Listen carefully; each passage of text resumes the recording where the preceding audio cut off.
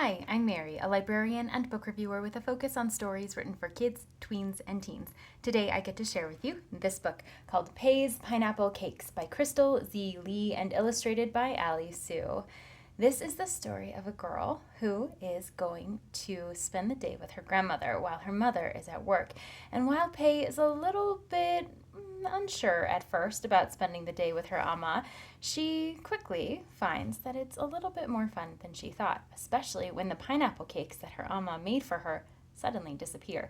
So the two set out on an adventure to discover who is the culprit for taking the coveted pineapple cakes. And along the way, they make lots of friends, they help others who have need of their assistance, and they find that the day is not exactly what they expected it to be, but it was lots of fun nonetheless.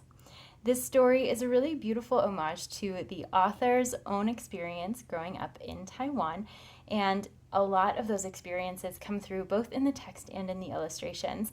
So it is a bilingual book. It has English and Mandarin worked into the entire story, and then even within the English, there is Mandarin that has Latin characters. So for readers who are maybe unfamiliar with reading Mandarin, they'll be a little bit more accessible with those Latin characters as they're going through the book.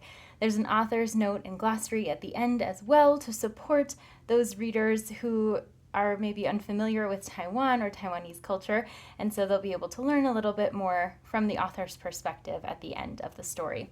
So as you're going through, you notice that there is a good amount of text on each page. It is a narrative structure, so good for those upper preschoolers into early elementary because of the amount of text on each page. And as you can see, the English is on one part, the Mandarin is on the other. And while there is occasions where the text is harder to read against the background, for the most part, it's pretty accessible. And there is so much detail in the text and the illustrations of things that are happening around Pei and her Amma as they're going through their adventure.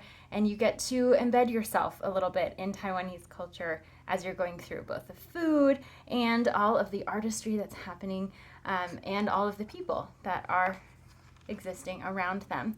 So it's a really beautiful, multi-generational adventure through the land of Taiwan through the lens of a little girl and her Amma. And you'll definitely be craving pineapple cakes by the end, so hopefully you have somewhere to find those. And if this sounds like a great fit for you or for someone you know, I hope you look for it wherever you get your books.